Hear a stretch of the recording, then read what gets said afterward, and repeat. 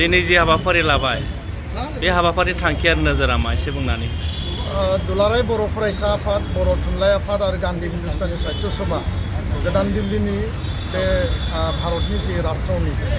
गान्धी हिन्दुस्तानी साहित्य सभायाव थानाय बड' स्टाडि सेन्टाराव फिन खेबसेबाव थांनाय बोसोराव जेरैबायदि 10 नभेम्बरखौ जोङो गाजा गोमजायै खुंदोंमोन आरो बिनि उनाव बड' स्टाडि सेन्टारखौ गायसनदोंमोन आरो देग्लायबो दिनै बे 11 नभेम्बराव जोङो नेशनेल आरो इन्टारनेशनेल लेभेलाव बर' रावखौ प्रम'सन खालामनायनि थाखाय जौगाहोनाय आरो फेहेरनायनि थाखाय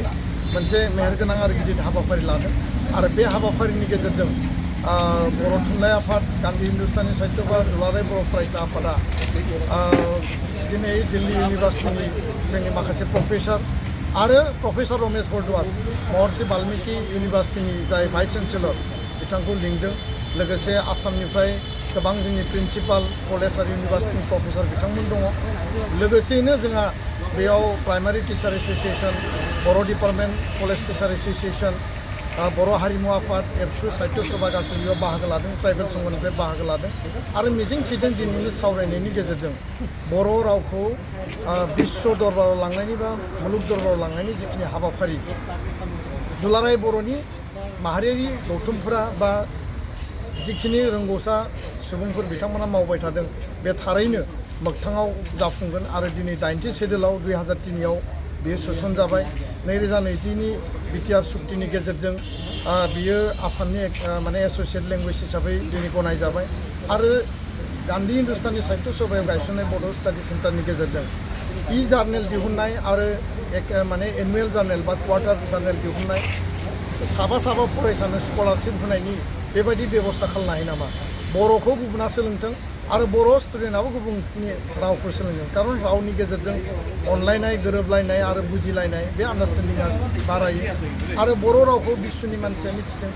जेरैबायदि बर' स्पिकारनि संख्या दिनै 25 लाख बा 30 लाख जानो हायो नाथाय बेखौ जोङो एक्सपान्ड खालामनांगोन असमिया लेंगुवेजनि राव रायलायग्रानि सुबुङा दिनै बिश्व दरबाराव गोबां दङ माराठी लेंगुवेज बेंगलि लेंगुवेज बा इंराजिखौ दिनै बिश्वनि मानसिफोरा बयबो मिथियो बा बेखौ सोलोंगासिनो दङ बे मोनसे पावारफुल लेंगुवेज दा बेखायनो जोंनि रिजनेल लेंगुवेजब्लाबो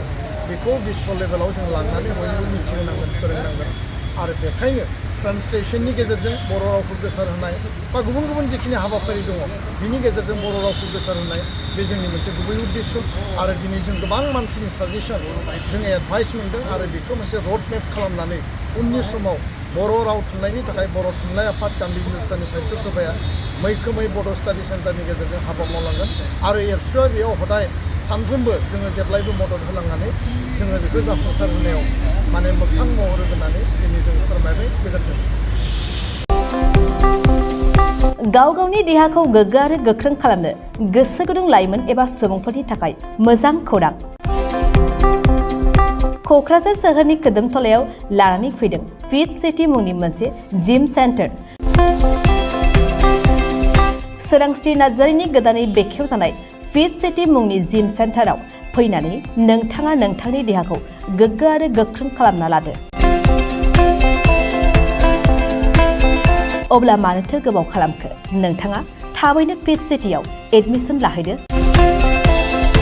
आबुंसिनै मिन्थिनो थाखाय 7896710934 नङाब्ला 9706677961 मबाइल नाम्बाराव कल खालामनो हागोन।